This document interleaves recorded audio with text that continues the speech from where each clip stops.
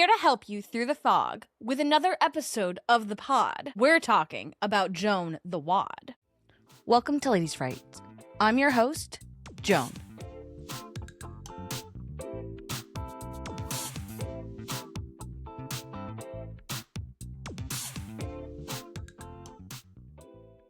It started with me seeing this TikTok. She possessed great strength and you think she shouldn't know. Most people went to her asking what their future holds. She would look in their eyes and see visions of their soul. An aching tooth caused temporary madness. They chased her into prison with their stones. There she dies from horror and the fever, but they kept her bones.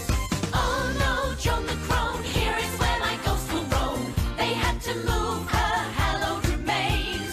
Oh no, Joan the Crone, time to let her spirit go. She's laid to rest and released from her chains.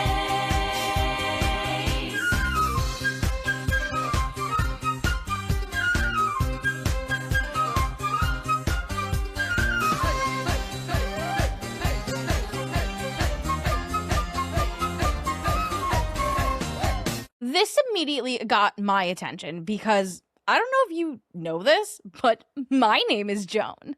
Named after my grandmother. When my parents got my infant photo taken, the photographer said they hadn't seen a Joan here in 50 years. When I introduce myself to help people remember my name, I will say it's an old lady name. And unless it was a middle name, I've never met someone my age with the name Joan. It's always their grandmother's or sometimes their mom's name. This may sound like a grievance with my name, and it was when I was much younger, but now I love my name. Fits me. And I hope it becomes a trendy name again in the future. That's why I get so excited when I hear others have my name. So you can only imagine how excited I was to not only hear about a famous Joan, but one that was a witch.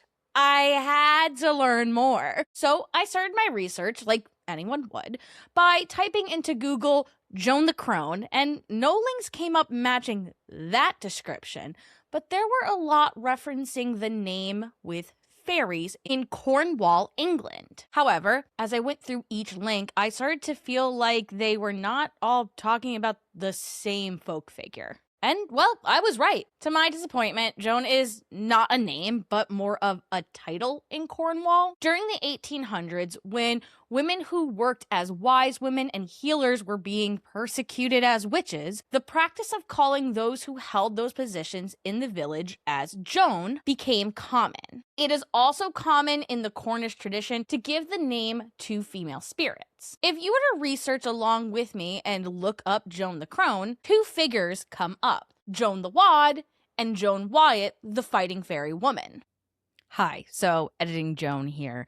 I remembered seeing the TikTok originally, but I did not remember the words outside of Joan the Crone. When I was going back and finding the TikTok, I realized this is specifically talking about Joan Wyatt, the fairy woman. And I just want to apologize. The rest of the episode is fine, and I'll make a note at the end where I say that I didn't know who I was talking about. I was talking about the wrong Joan. But it's still a very interesting episode. Please keep watching. Thanks. Bye.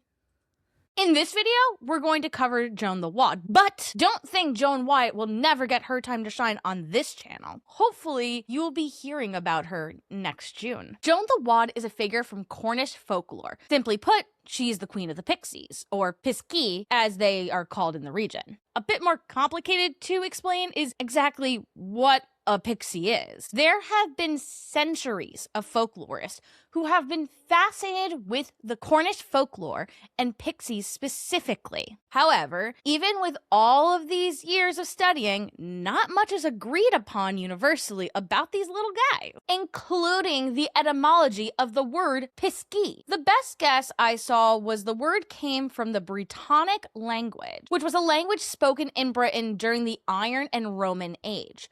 with the earliest known use of the word appearing in Devon around 1636. This may also be why there is such a wide variety of spelling and slight difference in pronunciations. Thomas Couch learned and lived about the Cornish pixie while living with his family in the village of Polperro. He became the first to publish writings about specifically the Cornish pixie in 1855. Couch's articles were titled Notes and Queries, and within Series 1, Volume 11, he gave a very detailed description of a pixie. Quote, "Pixies are little beings standing midway between the purely spiritual and the material, suffering a few, at least, of the ills incident to humanity. They have the power of making themselves seen, heard, and felt. They interest themselves in man's affair, now doing him a good turn, anon taking offense at a trifle, and leading him into all manner of mischief."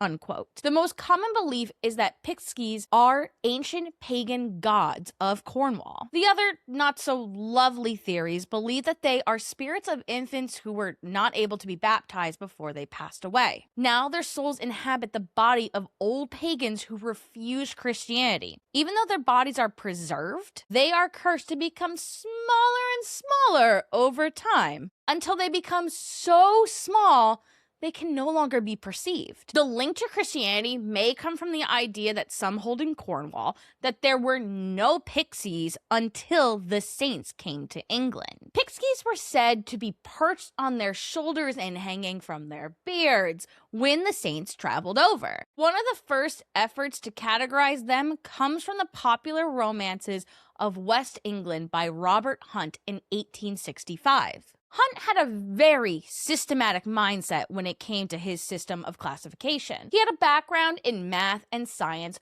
with being a mine engineer, a chemist, and a statistician. This paired with his love for the arts, since he was a pioneer in the art of photography as well as a poet, is probably why he was drawn to the great task of organizing the Cornish lore. Like he was creating a mystical version of the binomial nomenclature. Hunt had 5 categories of fairy family: the small people, the spriggans, hiskies or pixies, the buckas, also known as bockle or knockers, and the brownies. Folklorists since then have been grouping or splicing these 5 groups. We'll not be covering this debate today, even though it is super interesting. The controversy alone about how brownies are most likely an implanted story, since they are primarily talked about in the north of England and Scotland, but there aren't any stories of them from connected regions until you get to Cornwall, is enough to make me want to look into how folklore creatures would look if they're on like one of those maps which show you similar animals connected in what region of the world as evidence of Pangea. Speaking of graphical regions, the range pixie story stretched is a bit muddled as well. The creature is well established in the folklore of the southwest counties of Cornwall, Devon, Dorset, and Somerset. But stories with similar characteristics have been found in places as far east as historical Sussex County and as far north as the Welsh Marches. Pixies are described as being pranksters. They play tricks for fun, but not out of a place of malice. They have been said to ride farmers' colts or male baby horses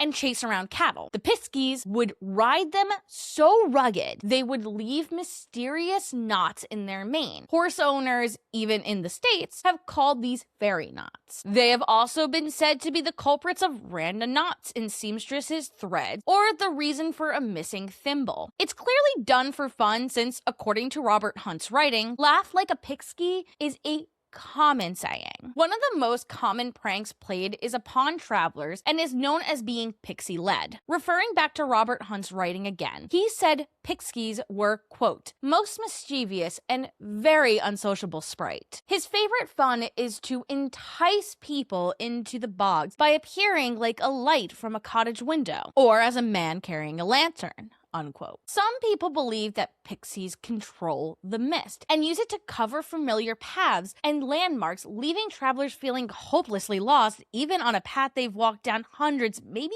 thousands of times. Others believe that pixies enchant people by flashing brightly in front of their eyes and then have the traveler go backwards and forwards, never letting them progress in their journey. Many times when someone is pixie-led, it is late at night on the way home from the pubs. So getting lost and ending up in the bushes and bogs with no idea how you got there may have a different explanation. According to a witty Cornish doctor, quote, "Pixie-led is often whiskey-led," unquote. So don't be trying to use pixies as an excuse as why you were late coming home on your next wild night out. For some reason you are still worried about being pixie-led, there are some ways to prevent and save yourself from the prank. A way to avoid it is to wear your clothes inside out on your journey home. The most common garment being a jacket. Quote, "No pigsy could harm a man if his coat were inside out, and it became very common practice for persons who had to go from village to village by night to wear their jacket or cloak so turned, ostensibly to prevent the dew from taking the shine off the cloth, but in reality to render them safe from the pigsy," unquote. So once again, a more reasonable explanation for this habit, turning your coat so it doesn't get damaged by moisture. But I do agree, it's a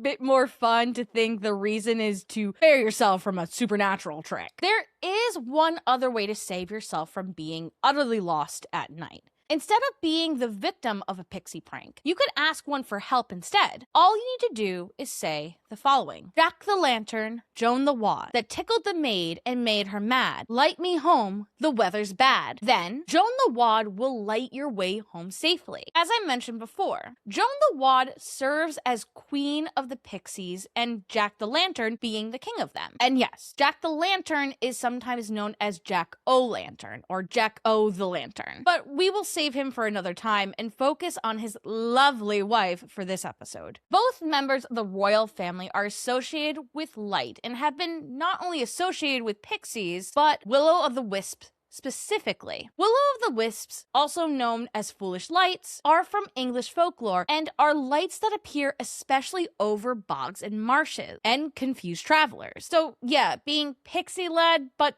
specifically with distracting lights. Okay, so Jack the Lantern being associated with lights at night makes sense. His name has lantern in it. What does old Joan the Wad have to do with it? A wad is an eastern Cornwall term for a bundle of straw or sticks that you might light on fire, that are known as a torch. Accounts of Joan the Wad stem from oral tradition. These tales are told in a hybrid of Cornish English dialect made up of Celtic linguistic mixed with the West Country English. This was often heard in southwestern fishing communities such as Cornwall. Preservation of words such as wad may be attributed to Cornwall's cultural isolation. It should be mentioned that there was a strong push in the Victorian era to record these oral traditions since it was feared they may be lost with the rapid industrialization the country was seeing. Joan uses this torch to light the way for lost travelers who have called upon her. Joan is associated with both the elements of fire, which makes sense with the torch and all, and water, which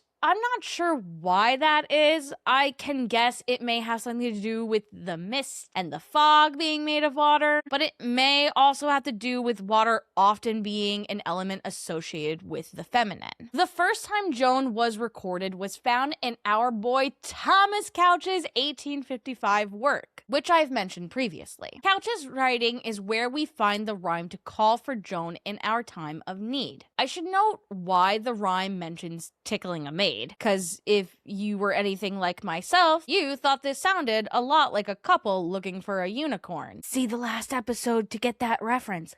In this sense, tickling is when the fairies would pinch maids who were being lazy. This would leave bruises on them. And what you will come to learn along with me, dear viewer, is that the English love creating a little rhyme. I found 2 examples just about this phenomenon, about how manual laborers may have a blemish. Shocker, I know. From Drayton's Nymphedia. These make our girls their sultry rue by pinching them both black and blue. And from Herrick's Hesperides. Sweep your house who doth not so, Abe will pinch her by the toe. Speaking of poems, the most well-known poem about Joan came out of 1899 by Nora Hopper titled Joan o' the Wad, a pixie song. Interestingly, in this poem, a version of Joan is not the helpful queen we know from the first rhyme. Instead, she's just a will-o'-the-wisp who is an absolute menace. She blights produce, steals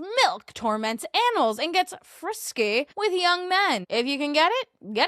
Though not much is mentioned about Joan the Wad outside of these writings, her spirit is still very much alive in Cornwall. And like many of these old tales carried from their folk past to the present, a lot of it has to do with Joan being commercialized now. If you were to travel the village of Pulpero in Cornwall and find yourself on Lancelot Street, you will find a shop selling different trinkets and charms representing different folklore characters from the region. Many of their items are said to ward off evil or bring you luck. One of their most popular charms, which they boast is only sold at their location, is a small metal keychain depicting a naked woman who almost looks like she's running towards you. In the description of the item, those who carry the talisman are promised Lady Luck will be on their side. This retailer is called Joan the Wad Shop. Quote, fortune will nod to those who carry Joan the Wad, unquote.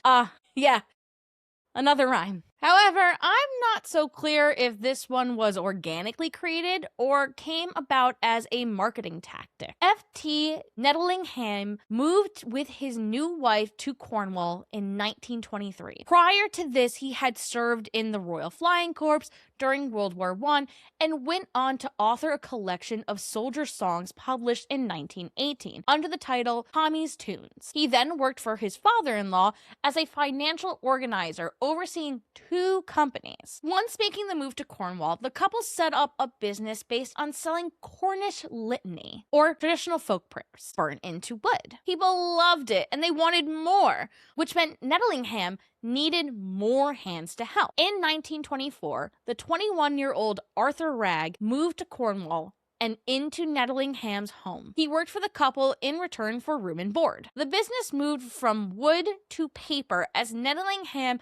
instead printed the Cornish litanies to postcards and books. Even though business was good, that would not help Nettlingham's spending habits, and he had filed for bankruptcy in 1931. Exactly what put him in this pit is hard to pinpoint. It could have been his divorce, or him buying several properties in northeast Cornwall, or maybe even the high tides and heavy rain damaging his stock, which in turn was the reason he had moved from Pulpero. The reason for having to file didn't matter. What mattered was Nettlingham could not register for a new business or borrow money easily. What could he do? This is where Douglas Sargent and Harry Alexander come in. They came to Nettlingham with a new business venture: sell charms. Using his established background in Cornish folk culture, Nettlingham found the two perfect characters to capitalize on. On March 2nd, 1932, Nettlingham filed for a trademark on no other than Jack-o'-lantern and Joan the Wad, advertising small brass trinkets as, quote, wonderful luck in the way of health, wealth, and happiness, unquote, and claiming, quote,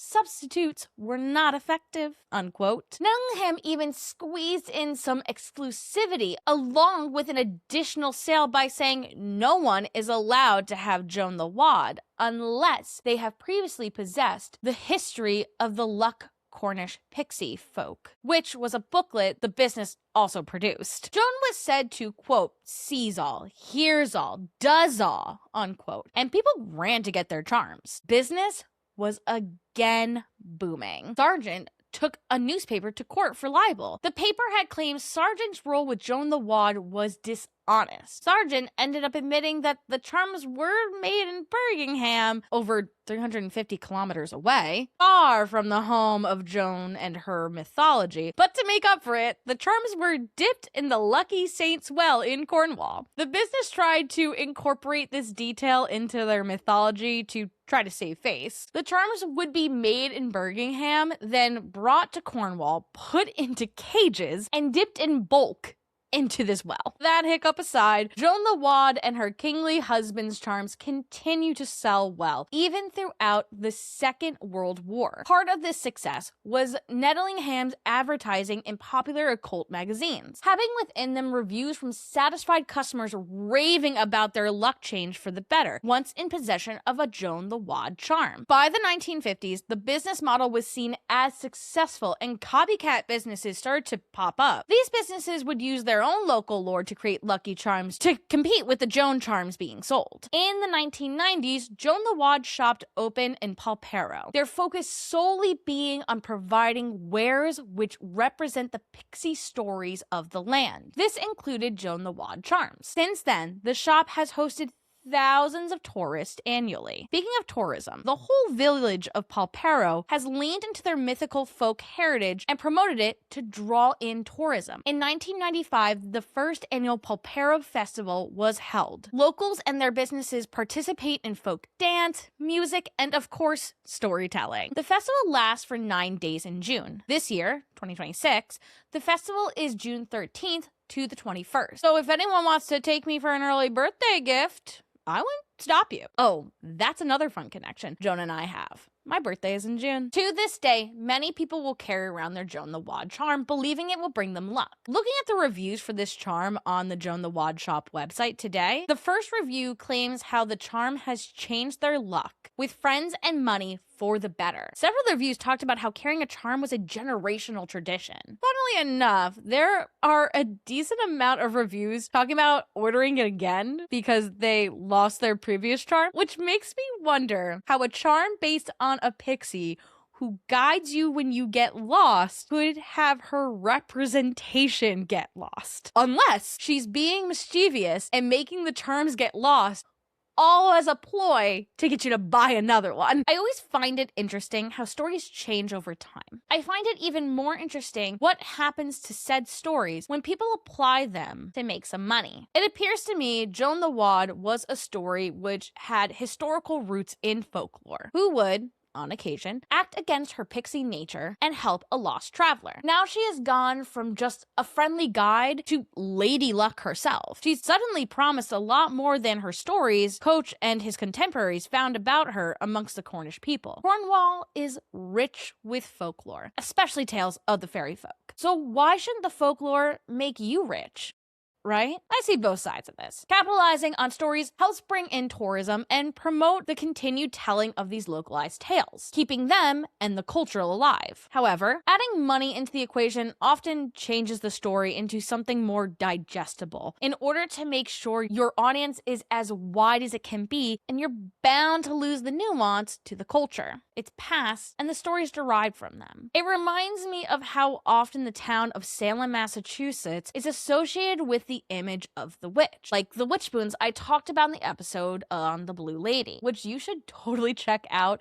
It has a lot of points which could apply to this episode as well. However, I would argue commercialization takes away from the heaviness of how people were killed for thinking that people were a witch. Which, about witches, I guess this brings us full circle, since I started with a TikTok about witches and me just hearing my own name. Even though I'm not sure if I just spent all this time talking about the right Joan. Overall, I hope you enjoyed our time together. If anything, I hope I embody Joan the Wad in a way, helping those who are a bit lost in all the paranormal fog and enlightening them with why they may just all be stories. But what do I know? I'm just some lady talking about some frights.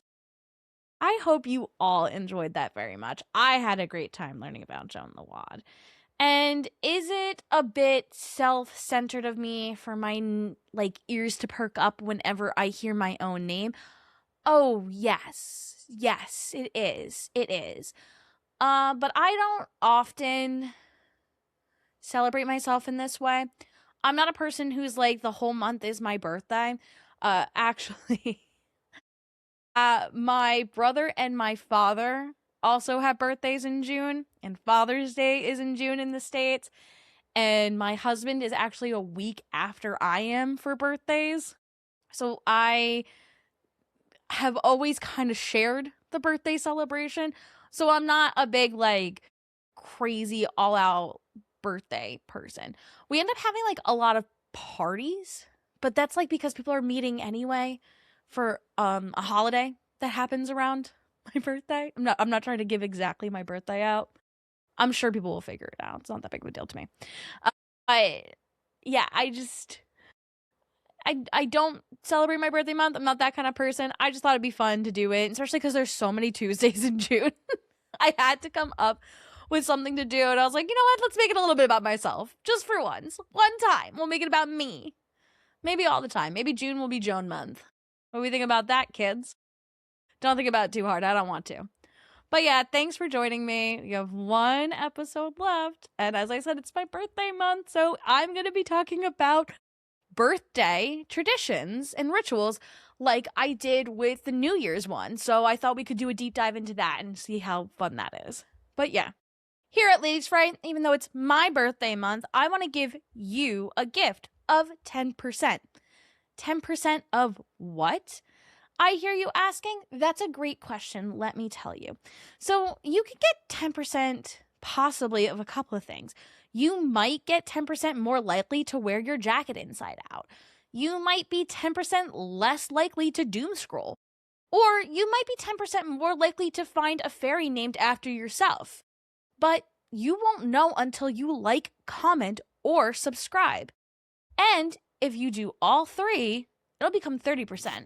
Because it builds on itself. That being said, I hope to see you in the next one. And yeah,